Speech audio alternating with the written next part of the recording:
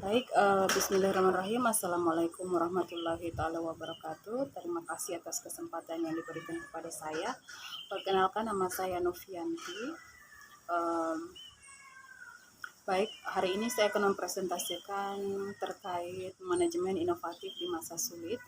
Langsung saja ke materi pertama, yaitu tentang definisi manajemen adalah pencapaian tujuan-tujuan organisasi secara efektif dan efisien melalui perencanaan, pengelolaan, kepemimpinan, pengendalian sumber daya organisasional. Dan definisi ini mempunyai pemikiran penting, di mana yang pertama itu tentang keempat fungsi daripada perencanaan tadi, perencanaan, pengelolaan, kepemimpinan, dan pengendalian. Dan yang berikutnya ada kepemimpinan tujuan-tujuan secara efektif dan efisien. Yang berikutnya tentang fungsi daripada manajemen itu sendiri. Yang pertama ada perencanaan atau planning, berarti mengidentifikasikan berbagai tujuan untuk kinerja organisasi di masa mendatang, serta memutuskan tugas dan penggunaan sumber daya yang diperlukan untuk mencapainya. Yang berikutnya itu ada pengelolaan, biasanya dilakukan setelah perencanaan. Dan pengelolaan ini mencerminkan bagaimana organisasi mencoba mewujudkan perencanaan tersebut. Terus yang ketiga, ada kepemimpinan, menggunakan pengaruh untuk memotivasi karyawan-karyawan guna untuk mencapai tujuan organisasional.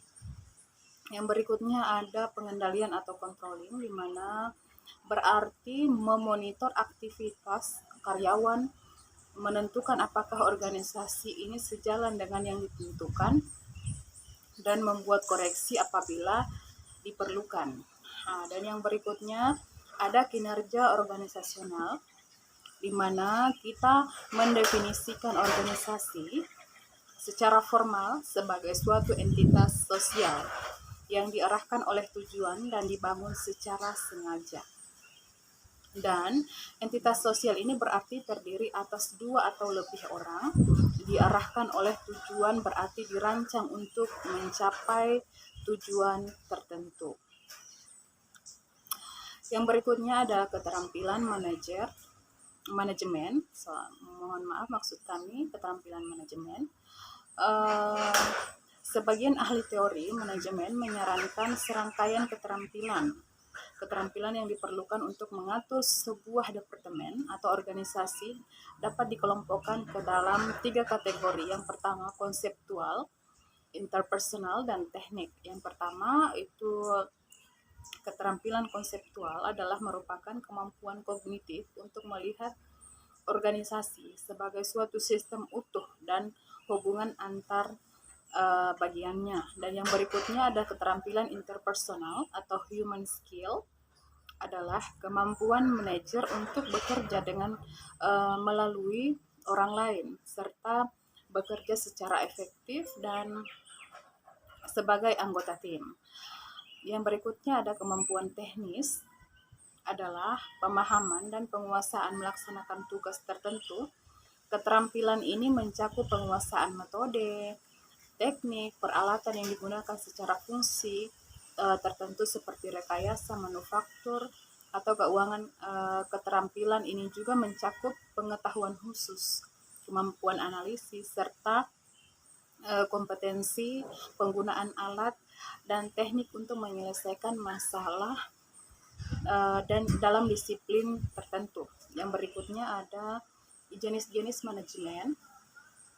Yang pertama itu para manajer menggunakan kemampuan konseptualnya, interpersonal, dan teknik ini untuk melakukan keempat fungsi daripada manajemen itu, yaitu mencakup perencanaan, pengorganisasian, kepemimpinan, dan pengendalian.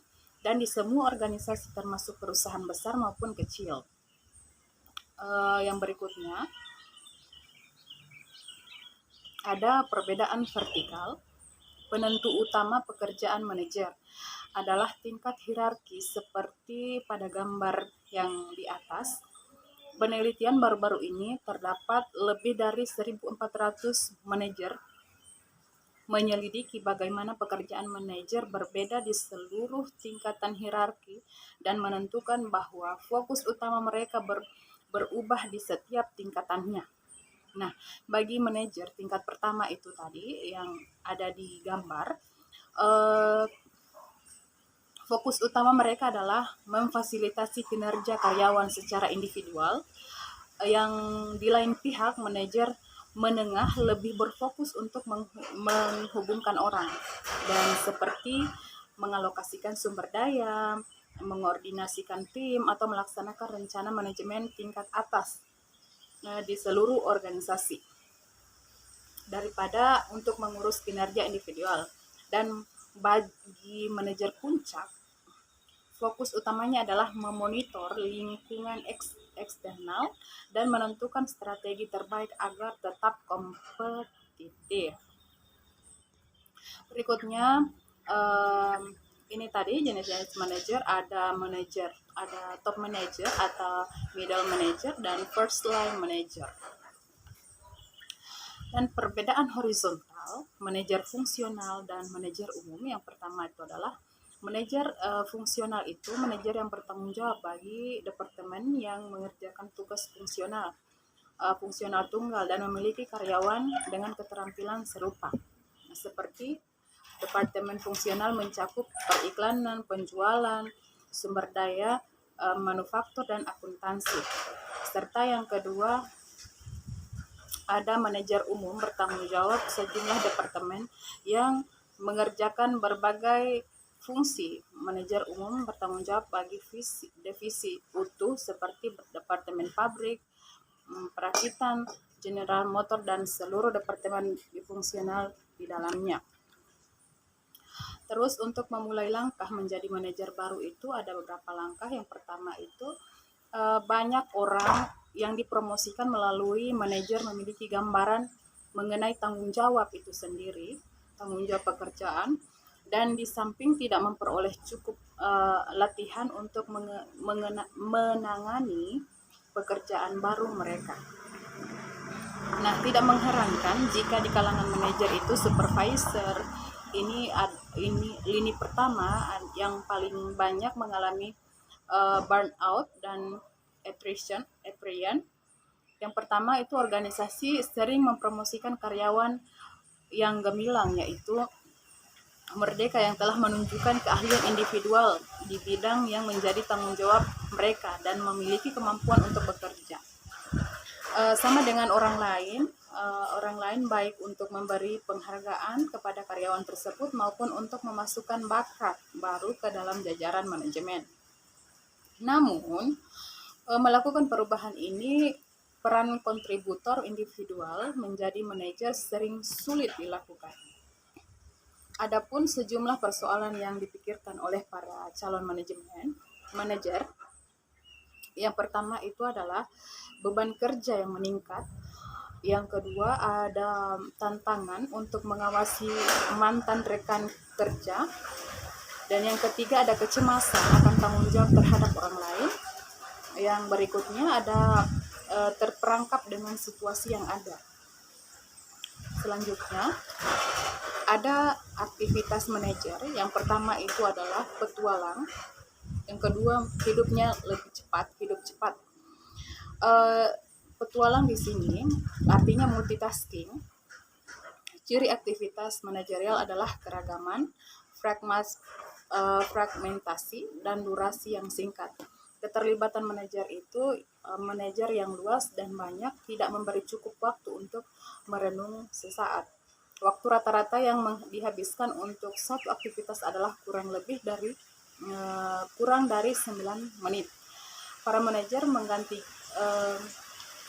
dengan cepat. Krisis-krisis penting diselingi oleh peristiwa biasa tanpa dapat prediksi. Yang berikutnya ada hidup cepat maksud kami. Hidup cepat itu manajer melakukan banyak pekerjaan dengan kecepatan yang mengagumkan. Pekerjaan manajer ini memiliki tempo cepat dan memerlukan banyak energi. Para manajer diamati oleh Mindsberg memproses 36 surat setiap harinya, menghadiri 8 rapat, dan berkeliling di tempat kerja atau pabrik. Dan berikutnya ada peran manajer, kategori informasi, ada monitor, penyebar luas, dan juru bicara. Dan untuk interpersonal, tampilan pemimpin, dan penghubung. Dan yang ketiga ada keputusan, mencakup pengusaha, penanganan gangguan, pengalokasian sumber daya, dan negosiator. Yang berikutnya adalah manajemen dan organisasi.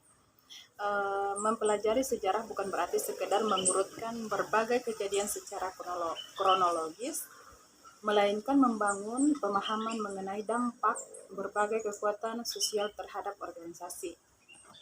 Kita mulai dengan mempelajari bagaimana kekuatan sosial, politik, ekonomi mempengaruhi organisasi dan pabrik manajemen. Yang pertama itu ada kekuatan sosial, yang kedua kekuatan politik, dan yang ketiga kekuatan ekonomi. Baik, dan ada perspektif klasik.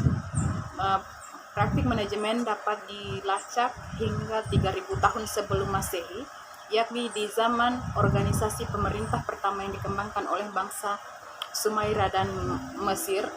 Namun studi formal manajemen relatif masih baru. Perspektif klasik ini manajemen muncul pada abad ke-19 hingga awal abad ke-20. Sistem pabrik yang pertama kali muncul di tahun 1800-an memunculkan berbagai tantangan yang tidak akan pernah dihadapi oleh organisasi sebelumnya. Berbagai persoalan pun muncul berkaitan dengan perlengkapan pabrik, pengelolaan struktur, manajerial, pelatihan karyawan, penjadwalan proses manufaktur yang cukup rumit, serta ketidakpuasan buruh dan menyebabkan pemogokan.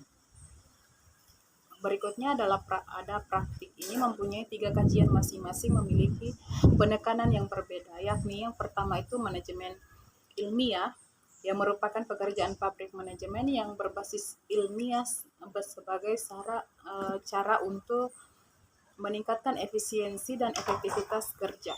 Dan yang kedua ada organisasi birokratis. Pendekatan organisasi birokratis ini suatu bagian dari perspektif klasik adalah pendekatan sistematis yang berkembang di Eropa dan memandang organisasi sebagai suatu keseluruhan. Yang berikutnya ada prinsip-prinsip administrasi. Kajian perspektif klasik lain dikenal sebagai pendekatan prinsip-prinsip administratif.